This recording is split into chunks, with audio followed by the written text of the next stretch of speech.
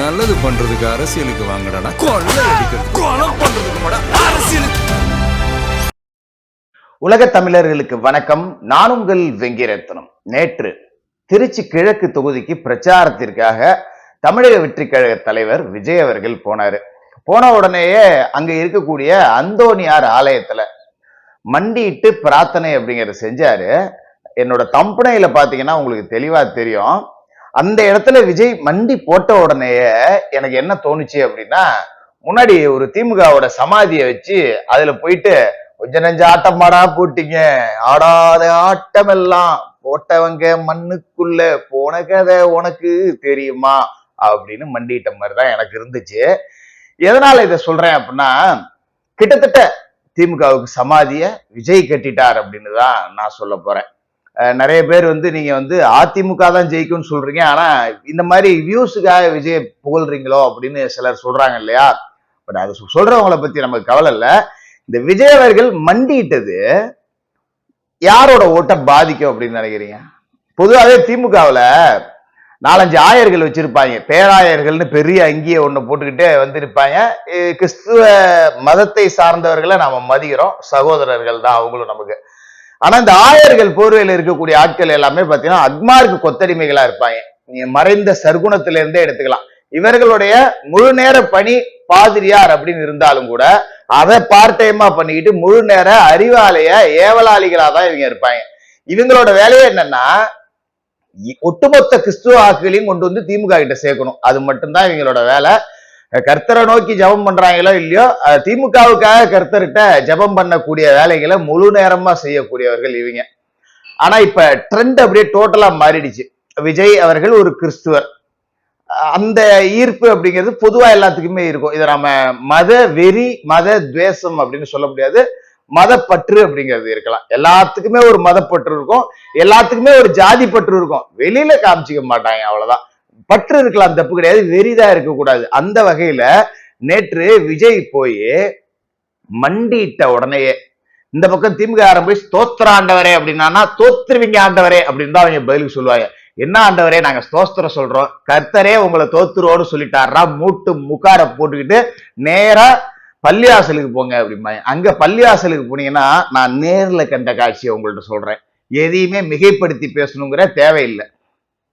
வழக்கமா எல்லா கட்சிக்காரர்களுமே வெள்ளிக்கிழமை ஆனா பள்ளிவாசலுக்கு போய் அந்த தேர்தல் நேரத்துல அந்த மதிய தொழுகையின் போது பிரச்சாரம் அப்படிங்கிறத பண்ணுவாங்க. வெளியில உட்காந்து சில இடங்கள்ல பள்ளிவாசல் உள்ளே கூட்டு போயிட்டு அவங்க ஆதரவு பெற்ற வேட்பாளர்களுக்கு சிறப்பு தொழுகை அப்படிங்கிறதெல்லாம் கூட நடக்கும். பல வருடமா நான் பார்த்திருக்கேன் இதை, இந்த வருடமும் பார்த்திருக்கேன். இந்த தேர்தல்ல பொதுவா பாத்தீங்கன்னா அதிமுகவை சேர்ந்தவர்கள் பள்ளிவாசல்ல வெளியில இருந்து நோட்டீஸ் கொடுத்தாங்கன்னா தொழுகை முடிச்சுட்டு வர்ற இஸ்லாமியர்கள் அதை வாங்கவே மாட்டாங்க. அப்படியே தெரியாத மாதிரியே போவாங்க, நோட்டீஸ் பிடிச்சிட்டு இங்க நிப்பாங்க, ஆனா திரும்பி கூட பார்க்காம போயிட்டே இருப்பாங்க. ஏன்னா பிஜேபி கூட்டணியில் இருக்கு அப்படிங்கிறது. இன்னும் சில பேர் என்ன பண்ணுவாங்கன்னா, ஒரு மரியாதைக்காக இப்படி வாங்கிடுவாங்க, கரெக்டா 2 ஸ்டெப் கூட நடக்க மாட்டாங்க, தூக்கி போட்டுருவாங்க. அந்த நோட்டீஸ்ல என்ன இருக்குன்னு பார்க்க கூட மாட்டாங்க, இப்படி தூக்கி போட்டுருவாங்க. ஆனா இந்த தேர்தலில் ஒரு வித்தியாசம் அப்படிங்கிறத நான் 2-3 தொகுதிகள்ல பார்த்தேன். நோட்டீஸை வாங்குறாங்க, ஒரு 100 பேர் வாங்குறாங்கன்னா 20 பேர் கண்டிப்பா ஓட்டு போடுறவங்கன்னு பதிலுக்கு சொல்லிட்டு போறாங்க. அது நான் இந்த தேர்தலில் ஒரு ஆச்சரியமா அதை பார்த்தேன். அதுக்கு மூல காரணம் திமுகவோட இஸ்லாமியர்களை ஏமாற்றக்கூடிய வேலை. இங்க அப்படியே இஸ்லாமியர்களின் காவலர்கள்னு நாங்கன்னு சொல்லக்கூடிய திமுக ஆட்சியில தான் சட்டசபை அவை குறிப்புல இஸ்லாமிய தீவிரவாதிகள் அப்படிங்கிற வார்த்தையை பதிய வச்சது கருணாநிதி. இதையெல்லாம் இப்ப வரக்கூடிய, அது கடந்த தலைமுறை இஸ்லாமியர்களுக்கு கருணாநிதியோட ஏமாற்று வேலையில மயங்கிட்டாங்க. இப்ப இருக்கக்கூடிய இளந்தலைமுறை இஸ்லாமியர்கள் யோசிக்க ஆரம்பிக்கிறாங்க, அவனுக்கு என்ன நமக்கு ஓட்ட வாங்கிக்கிட்டு நம்ம கிட்டே வேலையை பார்த்துக்கிட்டு இருக்கானுங்க அப்படின்னு அவன் கேள்வி கேட்க ஆரம்பிக்கிறான். அதை கண்கூடா பார்க்க முடியுது. மறுபக்கம் எங்களோட சொந்த ஊர்ல டிவிகே வேட்பாளர் சர்ச்சுக்கோ மசூதிக்கோ போறப்ப நான் பக்கத்துல இருந்து பார்த்திருக்கேன். அதுக்காக கூட நான் ஓட்டு கேட்க போனேன்னு அர்த்தம் கிடையாது. என்ன நடக்குதுங்கிறத பார்க்கணுங்கிறதா போனா நல்ல வரவேற்பு அவங்களுக்கு இருக்கு. பரவாயில்லையே, முஸ்லிம்கள்ட்ட இவ்வளவு வரவேற்பு இருக்கு அப்படிங்கிறது திமுகவுக்கு ஒரு பேரிடியா விழுந்திருக்கு. அது மாதிரி கிறிஸ்துவ ஆட்கள் முழுக்க ஒரு 100 ஓட்டு இருக்குன்னா 95 ஓட்டு திமுகவுக்கு ஓசியில போயிட்டு இருந்தது. எதுவுமே அவங்களுக்கு செய்யணும்னே அவசியம் கிடையாது. பிஜேபி இருக்கு, நாங்க இங்க ஓட்டு போடுறோம் அப்படிங்கிற மனநிலையிலேயே அவர்களை வளர்த்து விட்டது கருணாநிதி. அதை அப்படியே ஸ்டாலின் அப்படியே கோர்த்து இழுத்துட்டு வந்தாரு. இப்ப விஜய் மண்டியிட்டதும் ஒட்டுமொத்த திமுகவையே மல்லாக்கப்படுக வச்சிருக்காரு அப்படின்னு தான் சொல்லணும். ஒரே ஒரு இடத்துல மண்டிட்டுதான். முன்னாடி பாத்தீங்கன்னா ஆயர்களை கூப்பிட்டு ஒரு கூட்டம் போட்டு அப்படியே ஸ்டாலின் உட்கார்ந்துருப்பாப்புல, எல்லாரும் நின்றுட்டு ஆண்டவராகிய இயேசு கிறிஸ்துவே, வாழும் ஆண்டவராகிய இயேசு கிறிஸ்து இங்கே உட்கார்ந்து இருக்கிறார். நீங்கள் முதலாவது இயேசு கிறிஸ்து என்றால் இங்கே இருக்கும் ஸ்டாலின் தான் இரண்டாவது இயேசு கிறிஸ்து. இறை தூதரே நீங்கள் தான் ஐயா, ஏசப்பாவே உங்களுக்கு சப்ஜூட்டா ஒரு தூதர் வந்து அறிவாலயத்துல உட்கார்ந்து இருக்காரு ஏசப்பாவே, அப்படிங்கிற லெவலுக்கு எல்லாம் பில்டப் கொடுப்பாங்க. அப்ப ஓசியில போயிட்டு இருந்தது. இப்ப ஒரு ஒரிஜினல் கிறிஸ்துவர் நேரடியா போய் மண்டிட்டு கேட்ட உடனேயே அந்த ஓட்டுல ஒரு மிகப்பெரிய ஓட்டை அப்படிங்கிறது விழுந்து போச்சு. இதனாலதான் திமுகவினர் வாயிலையும் வயிற்றுலையும் அடிச்சுட்டு உட்கார்ந்துருக்காங்க. அதே மாதிரி எந்த இடத்துலயுமே கூட்டணி அப்படிங்கிறது ஜெல்லே ஆகல. அங்கங்க சின்ன சின்ன ஜாதி கலவரத்தை தூண்டி விடுற வேலையவும் திமுக இதுல உள்ளுக்குள்ள செஞ்சுக்கிட்டு இருக்காங்க. பர்டிகுலரா பல தொகுதிகளை என்னால சொல்லவே முடியும். அதை டீட்டெயில்டா அடுத்த வீடியோல பேசுவோம். ஏன்னா திமுக ஆட்சியில எடுத்துக்கிட்டீங்கன்னா ஆகச்சிறந்த கேவலங்கள் அப்படிங்கிறது நிறைய நடந்திருக்கு. குறிப்பா சட்டம் ஒழுங்கு. சட்ட ஒழுங்கு பிரச்சனை செயல்படாததுக்கு மூல காரணம் என்ன? உளவுத்துறை. தமிழ்நாடோட உளவுத்துறை எப்படிப்பட்ட உளவுத்துறை தெரியுங்களா? எப்பேற்பட்ட உளவுத்துறை தெரியுங்களா? இலங்கையில ஒரு தேவாலயத்துல குண்டுவெடிப்பு நடந்துச்சு. அத கண்டுபிடிச்சு அதுக்கு முன்னாடியே எச்சரிக்கை செய்து தமிழக காவல்துறை. சொன்னா நம்புவீங்களா? இலங்கையில நடக்க போகுதுன்னு எச்சரிக்கை செய்தது தமிழக காவல்துறையோட உளவுத்துறை. கார்கில்ல தீவிரவாதிகள் ஊடுருவுறாங்க அப்படின்னு சொல்லிட்டு அன்னைக்கு கண்டுபிடிச்சு சொன்னது தமிழ்நாடு போலீஸ். ராவுக்கே தெரியாத விஷயம் தமிழ்நாடு உளவுத்துறை கண்டுபிடிச்சு சொன்னிச்சு. அன்னைக்கு மறைந்த அம்மா ஜெயலலிதா அவர்கள் முதல்வரா இருந்த போது ஓபனா ஸ்டேட்மெண்டே விட்டாங்க, கார்கிலில் தீவிரவாதிகள் ஊடுருவுகிறார்கள்னு தமிழக காவல்துறை சொன்னிச்சு. அன்னைக்கு இருந்த சென்ட்ரல் கவர்மெண்ட் அதை நம்பல. ஆனா ஊடுருவன பிறகுதான் தெரிஞ்சது தமிழக காவல்துறையோட அந்த உளவுத்துறை செயல்பாடு எவ்வளவு நுணுக்கமானது அப்படின்னு.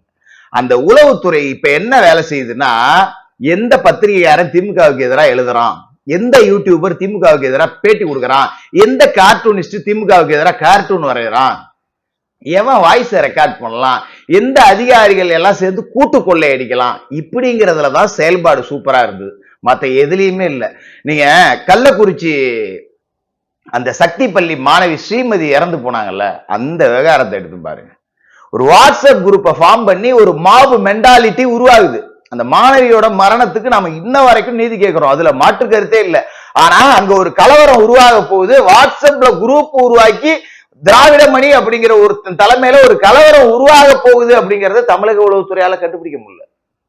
மரக்காணம் எக்கியார் குப்பத்துல கள்ள சாராயத்தை காய்ச்சி ஆறா ஓட விட்டுக்கிட்டு இருக்கான், தமிழக உளவுத்துறையால கண்டுபிடிக்க முடியல. அப்ப கண்டுபிடிச்சிட்டு வேடிக்கை பாத்தீங்களா? ஆனா அதை விடுங்க, கள்ளக்குறிச்சியில கள்ளசாராயம் கல்வராய மலையில காய்ச்சுறாங்கன்னு சொல்லி கள்ளக்குறிச்சி அதிமுக எம்எல்ஏ செந்தில் சட்டசபையில பேசுறாரு.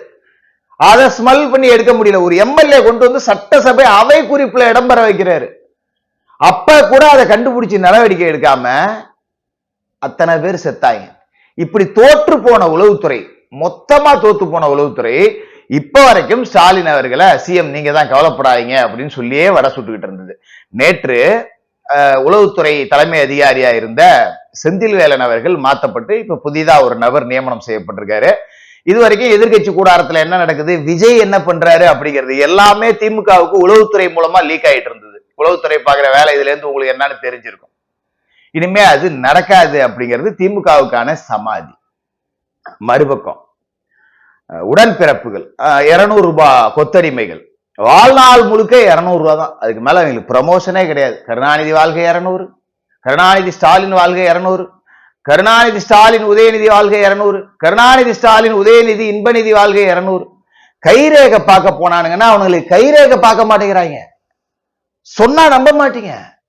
என்ன கையில ரேகை இல்லை அப்படின்னா 4 தலைமுறை கழுவிட்டு இருக்கோயா, எல்லா ரேகையும் தேஞ்சு போச்சு அப்படிங்கிறாங்க. அந்த அளவுக்கு 200 ரூபாயை தாண்டி இவங்க இல்ல. இப்ப அவங்களுக்கான நேரம் வந்திருக்கு, பயன்படுத்திக்கிறாங்க, சந்தோஷமா பயன்படுத்திடும். முதல்ல நான் மனதார திமுக உடன் பிறப்புகள் 200 ரூபாய் கொத்தடிமைகளை பாராட்டுறேன். என்னன்னா, தொகுதிக்கு 50 கோடி முதல் 100 கோடி, ஆவரேஜா 75 கோடின்னு வச்சுக்குவோம். கிட்டத்தட்ட 234 தொகுதிக்கும் 17,000 கோடி திமுகவோட பணம் இறக்கப்பட்டிருக்கு. ஓட்டுக்கு 6,000 கரூர்ல கொடுத்திருக்காங்க, இன்னும் 4,000 தரேன்னு சொல்லியிருக்காங்க. இதுல இவங்களோட மத சார்பற்ற கொள்கையை பாத்துறீங்களா? நல்ல விளக்குன்னு சொல்லுவோம்ல, காமாட்சி விளக்கு, அது கொடுக்குறாங்க. எப்படி இந்து வீடு அப்படின்னா காமாட்சி விளக்க கொடுத்து அம்மன் போட்டோவை வாங்கி சத்தியம் வாங்கிக்கிறாங்க, திமுகவுக்கு தான் ஓட்டு போடுவோம் பணத்தை கொடுத்து விளக்க கொடுத்து. இதே கிறிஸ்துவ வீடுனா அந்த விளக்குலயே மாதா படம் போட்ட விளக்கு வச்சிருக்காங்க, சிலுவை படம் போட்ட விளக்கெல்லாம் வச்சிருக்காங்க. அதை காட்டி அது போட்டோவை வச்சு சத்தியம் வாங்கிக்கிறாங்க. இப்ப கிறிஸ்தவர்கள் எதுவும் இந்த மாதிரி விளக்குகளுக்கெல்லாம் வாங்கல அப்படின்னா அதுக்கு அவங்களுக்கு தனி பரிசு பொருள், அதுக்கு அந்த காபாவோட போட்டோவை வச்சு சத்தியம் வாங்கிக்கிறாங்க. இப்படிதான் பணம் கொடுக்குறாங்க இவங்க.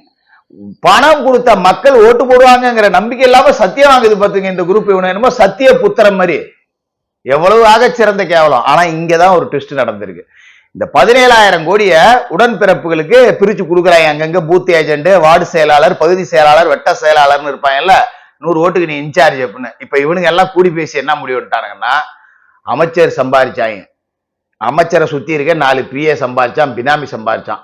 காலம் முழுக்க நாம கட்சி கொடி நட்டு போஸ்ட் ஒட்டி இவங்க 4 தலைமுறைக்கு குண்டி கழுவி சமூக வலைதளத்துல அடுத்தவன் குடும்பத்துல போய் தாமான்னு கெட்ட வார்த்தைலாம் பேசி நாம கட்சியை வளர்த்துக்கிட்டு இருக்கோம். நமக்கு ஒண்ணுமே கிடைக்கலையடா. அப்ப கிடைச்ச பணத்தை அமுக்கு, மொத்த பணத்தையும் அமுக்கிற முடிவுக்கு வந்துட்டாங்க. கண்கூடா சில இடங்கள்ல எல்லாம் நான் பார்த்தேன், பணம் ஒரு பெரிய அமௌண்ட் வருது, அப்படியே திமுக 4 கொத்தடிமைகள் சேர்றாங்க, ஆளு கொஞ்சமா பிரிச்சுட்டு போயிட்டே இருக்காங்க. யாராவது அவங்க மாவட்ட அளவுல பழக்க வழக்கம் எங்களுக்கு பணம் வரலன்னு சொன்னா அந்த வீட்டுல இருந்து கம்ப்ளைண்ட் வந்தா மட்டும் அங்க போயிட்டு ஒரு 1000-2000 தூக்கி கடாசிட்டு பணத்தை அமுக்கக்கூடிய வேலை செஞ்சிருக்காங்க. செய்யிட்டும் பரவாயில்ல, காலம் முழுக்க தலைவனே தின்னு கொளுத்துக்கிட்டு இருப்பான், தொண்டை என்ன இதாண்டா நீ திம்ப, கட்சியில பணம் தானே, என்ன பெரிய உழைச்சு சம்பாரிச்ச பணமா, கருணாநிதி வசனம் எழுதி சம்பாரிச்ச பணமா, ஸ்டாலின் சொல்லின் செல்வர் அப்படியே மேடையில அறுத்து தள்ளி சம்பாரிச்ச பணமா, எல்லாம் ஊழல் பண்ணி கொள்ளையடிச்சு திருடின பணம் தானே, அடிச்சு சாப்பிடுங்கடா பாத்துக்கலாம். இப்படிதான் திமுகவினர் எல்லாம் பணத்தை சாப்பிட்டுக்கிட்டு இருக்காங்க. அவங்களுக்கு தெளிவா தெரிஞ்சு போச்சு, திரும்ப ஆட்சி நம்மளோட வரது போறது இல்ல. இப்ப இதுதான் கடைசி பணம். ஆட்சி இல்லைன்னா அடுத்த 5 வருஷத்துக்கு நம்மளால காசே அவுக்க மாட்டானுங்க. இப்ப அவுக்குற வரைக்கும் நாம எடுத்து முடிஞ்சுக்குவோம் அப்படின்னு முடிவு பண்ணி திமுகவுக்கான சமாதியை விஜய் தொடங்கி வச்சு முதல்படி மண்ணள்ளி போட்டாரு. அடுத்த கைப்பிடி மண்ணை தொடர்ந்து எடப்பாடி உள்ளிட்ட எதிர்கட்சி எல்லாரும் போட்டுக்கிட்டு இருக்காங்க. கட்ட கடைசியா மொத்த மண்ணி அள்ளி போட்டு மூடக்கூடிய வேலையை 200 ரூபாய் உடன்பிறப்புகளே செஞ்சுக்கிட்டு இருக்காங்க. காரியம் தேதி சொல்லி அனுப்புவோம், ரிசல்ட் அன்னைக்கு எல்லாரும் வந்துருங்க, தொடர்ந்து பேசுவோம்.